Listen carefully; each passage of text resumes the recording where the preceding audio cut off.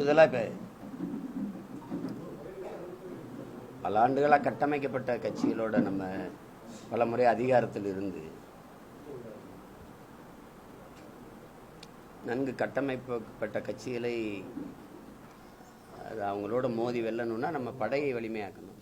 அது தவிர நம்மகிட்ட வழி இல்லை. ஏன்னா உங்களுக்கு தெரியும், இப்போ தேர்தல் நேரங்களில் நீங்கள் எந்த அளவுக்கு இந்த ஊடகங்கள் எங்கள் பின்னாடி நிற்பீங்க, எங்களுக்கு ஆதரவாக இருப்பீங்கன்னு உங்களுக்கே தெரியும். அதே மாதிரி பொருளாதார வலிமை இல்லை நமக்கு. இந்த பொருளாதார வலிமை இருந்தால் ஒரு செய்தித்தாளில் விளம்பரம் கொடுத்தா போடுவாங்க, ஒரு தொலைக்காட்சியில் இந்த எங்கள் பேச்சை போடுங்க, நாங்கள் இவ்வளோ தொகை கொடுக்குறோம்னா போடுவாங்க. ஒரு விளம்பரமே நம்ம சின்னத்தை வச்சு போடுறதுன்னா அது இல்லை. அப்படிங்கும்போது நமக்கு நாமே வலிமையாக மாறிக்கிறணும். அப்போ என்னென்னா நம்ம படையை பெருக்கி வேலை செய்கிறதுக்கு ஆட்கள் அதிகரிச்சு. இப்போ அந்த இடத்துல எல்லா இடங்கள்லையும் நாங்கள் வாக்ககத்துக்கு முகவர் போட்டிருந்தோம்னா இல்லை, போட முடிஞ்சிருக்கானா இல்லை. ஆனால் எல்லா வாக்ககத்துலேயும் நாம் தமிழர் கட்சிக்கு வாக்கு இருக்கான்னா இருக்கு. அப்போ அந்த இடத்துல நம்ம வலிமையான படையாக மாறி நிற்கணும். ஒரு வாக்ககத்துக்கு 10 பேர், அதுதான் நாங்கள் எவ்ரி பூத்து 10 யூத்துன்னு சொல்கிறோம் இல்லையா, அது மாதிரி கட்டமைக்கணும். அந்த வேலையை தான் செய்கிறோம். அப்படி செய்யணும்போது ஒரு வாக்ககத்தில் ஒரு தொகுதியில் 300 வாக்ககம் வருதுன்னா அது அவ்வளவையும் நம்ம வேலை செஞ்சு இப்போ முடிக்கும் இன்றைக்கி இருக்கிற சூழலில். அதனால நம்ம அதை 3 தொகுதியாக பிரிச்சுக்கிறோம். 100 வாக்ககம் ஒரு தொகுதி, 100 வாக்ககம் ஒரு தொகுதி, 100 வாக்ககம் ஒரு தொகுதி. அப்படிங்கும்போது எளிய சுமை, இனிதான பயணம் வந்து பிரித்து வேலை செய்யுது. அதுதான் இப்போ திட்டம்.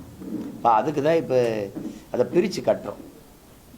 நன்கு கட்டமைக்கப்பட்ட கட்சிகள் அதெல்லாம் இப்போ பார்த்தீங்கன்னா திருச்சின்னா எத்தனை காலமாக அதிகாரத்தில் இருந்தவங்க ஒரு கோட்டை போல் வச்சுருக்காங்க. அதுக்குள்ளே புகுந்து நம்ம வரணுன்னா நிறைய ஒரு வலிமையான படையை உருவாக்கணும். அந்த வேலை தான் இப்போ நடக்குது. ஏன்னா எங்களுக்கு இன்னும் சரியாக 10 மாதம் தான் இருக்குது. மொத்தமாகவே 17 மாதம் இருக்குது, மாதங்கள் இருக்குது. இப்போ இந்த கடைசி 6 மாதம் உங்களுக்கு தேர்தல் களமாயிடும். அதில் ஒன்றும் வேலை செய்ய முடியாது. இது இந்த 10 மாதத்தை பயன்படுத்தி வேகமாக ஓடிக்கிட்டு இருக்கோம். ஒரு புறம் நீங்கள் வந்து கட்சியை வலிமைப்பட்டு போயிட்டு இருக்கீங்க, உங்களுடைய செயல்பாட்டில் நிறைய பேர் அதிருப்தியில் இருக்காங்க. ஒரு அதிருப்தி அணி ஒன்று உருவாகிட்டு இருக்கு. விரைவில் வந்து ஒரு மிகப்பெரிய பிரிவு ஏற்படும் அப்படின்னு சொல்கிறாங்க. பிரிவு எப்படி ஏற்படும்? பிரிவு எப்படி? என்னை 2ஆக வெட்டி பழக்க போறீங்களா? இல்லை, சும்மா கட்சியில் நீங்கள் இந்த கட்சியில் ஈடுபாட்டோடு இப்போ நம்ம எதிர்பார்க்குறபடி வேலை செஞ்சுருந்தா ஏன் வெளியில் போகணும்? அது பேச்சு கிடையாது. கட்சியில் இருந்தவங்க வெளியில் போகணும், கட்சியிலேருந்து நீக்கப்பட்டவங்க தான் போகிறாங்க. அதுக்கு பேச்சு கிடையாது. அது போய் பேசிட்டு வேண்டியதில்லை. வேணும்னா விளக்கம் கேட்கலாம், வேணாம்னா விலைக்கு தான் வைக்கணும். அது போட்டு பேசிட்டு வேண்டியதில்லை, விட்டுருங்க.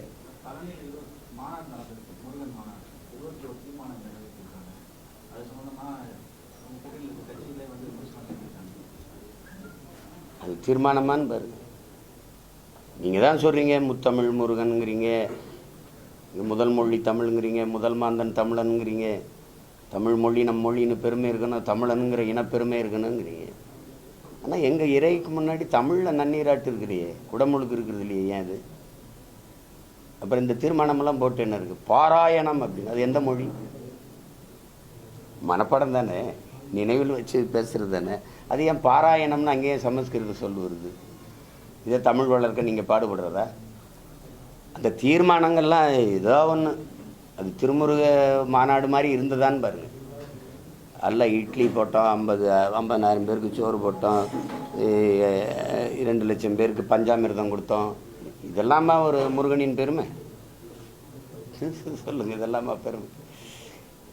ஏதோ அது நான் முதல்ல வேலை தொட்டு திருமுருக பெருமிழா சொல்லும்போது, காவடி தூக்கும்போது என்னை எவ்வளவு இழிவாக பேசுனாங்க எழுதுனாங்கன்னு உங்களுக்கு தெரியும். இப்போ ரொம்ப நாள் இல்லையே.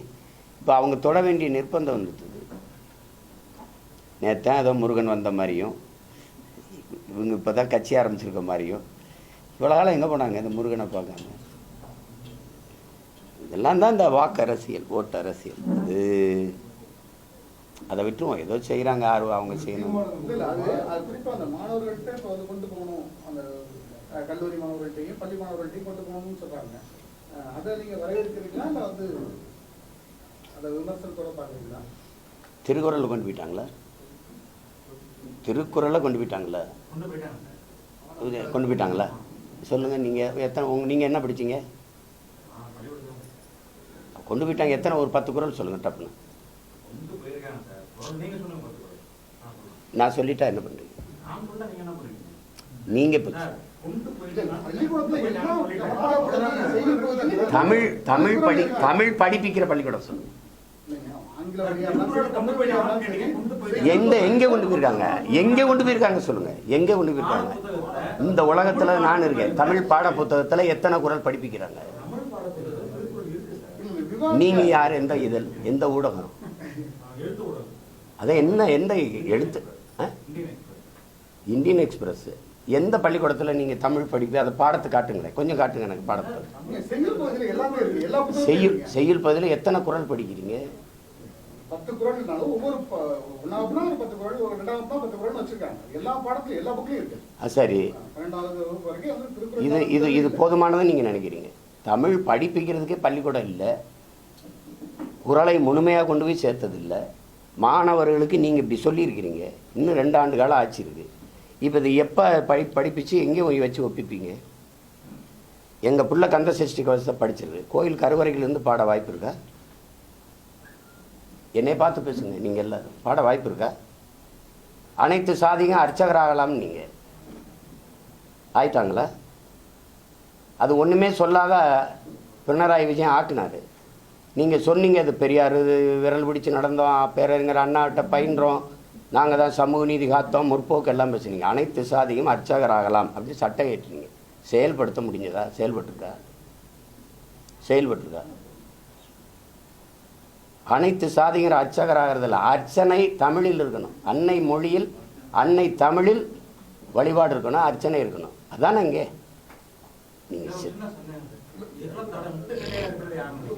ஆட்சியாளர்கள் தான் முட்டுக்கட்டைன்னு.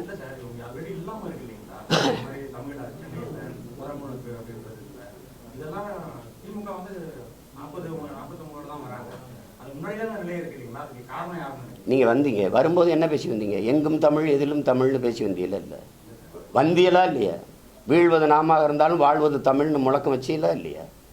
இப்போ வீழ்வது தமிழா இருக்குதா இல்லை வாழ்வது நீங்களா இருக்கீங்களா? எங்கே இருக்குது தமிழ்? எங்கும் தமிழ் எதிலும் தமிழ்னா வழிபாட்டில் தமிழ் இருக்கா? இல்லாமல் இருந்ததுக்கு யார் வேணாலும் காரணமாக இருக்கலாம். நீங்கள் வந்த பிறகு ஏன் அதை மாற்றலை? ஏன் கொண்டு வரல?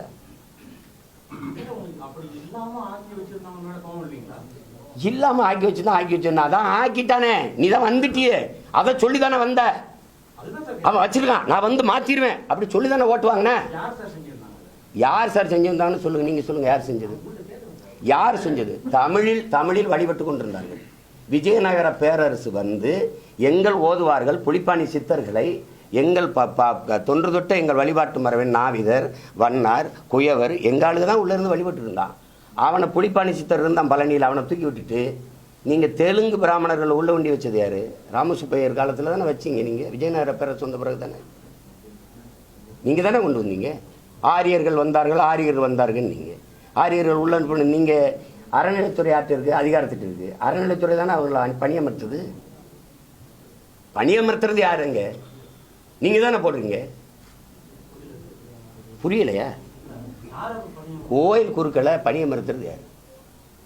அவங்களே உள்ள போய் புகுந்துக்கிறாங்களா?